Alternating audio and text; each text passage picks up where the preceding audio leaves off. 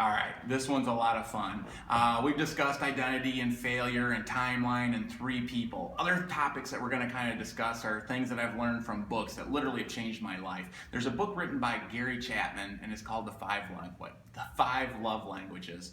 What he discusses in here is he believes that everyone has 5 love languages, but what he really comes down to is that everyone has a primary love language. And when you understand what your primary love language is, it changes your life. This was huge to me when I was newly married. Amy and I had been married about 3 years, and I discovered this book, and this ginormous light bulb went on over my head. And what I discovered was this, that we had different love languages. And, well, let me explain the love languages to you. The 5 love languages are quality time.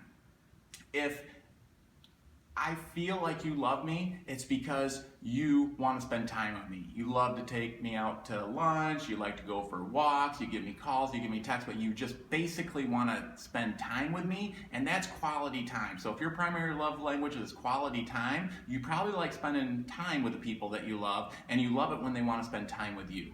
The second love language is gifts. If you go off on a trip and you come back and you're like, hey, I saw in your barn that you've got some firefighter signs and I picked one up in Traverse City and I was thinking of you. I'm like, oh my gosh, this person loves me. They don't have to spend any time with me. They just drop off a gift and I feel loved. And if my primary love language is gifts, then probably I'm picking up gifts for other people. The third love language is words. Words of affirmation are huge. Basically, you don't have to spend time with me, you don't have to buy me anything, but when we see each other or when we leave in each other or you are just thinking of me, you just give me a call and you're like, you know what, thank you so much for what you did with my kid. I'm telling you what, you rock their world. I just want to tell you I really, really appreciate you. If your primary love language is words of affirmation, you're probably speaking those words into people and you're feeling the most love when you're getting them spoken into you.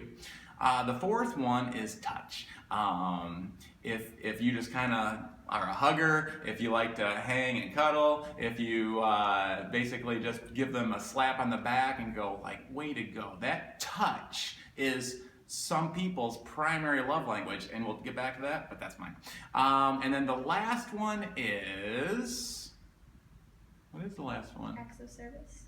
Acts of service. Acts of service is, I did the laundry for you, I washed the car, I changed the filter, I did all your laundry, I came up to the school and dropped off your uniform, but basically doing things for that person. That if you find that when people do things physically for you, and it just like floods you with love, then you probably are acts of service and you probably are doing those things for other people. So this is where this book was huge for me because this is kind of like a funny, but basically I am touch, all right? So that is my number 1.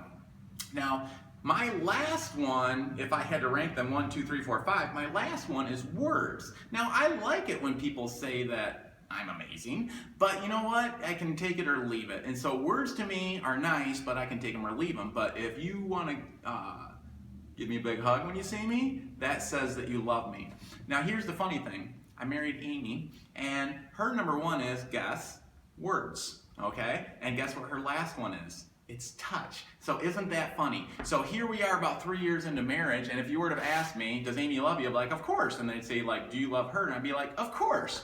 But if you were to really sit me down and say, all right, who loves who more? I'd go, well, I think I love her more than she loves me. And you'd say, well, why do you think that? And they're like, because I'm always giving her hugs, and I'm always rubbing her back, and I'm always throwing her feet up here and giving her, and I'm just always in the movie theater, I'm just kind of holding her hand, and I'm doing that thing. But if you were to ask Amy, who loves who more, she'd be like, I think I love him more. And they'd say, why? And she's like, because I'm always telling him that he's amazing. I'm always telling him what a good husband, what a good father, what a good worker, what a good friend, what a good son. I'm always telling him these things, and he just doesn't tell me. So understanding that we've got these different love languages. Now, it gets even better than that. I learned that my daughter is gifts. And so in doing that, gifts really isn't that high on mine either, but she loved those. I could go to a Chinese restaurant with someone at lunch, come back, hand her chopsticks and go, I was thinking of you today when I was eating Chinese. And she'd be like, Daddy, thank you so much.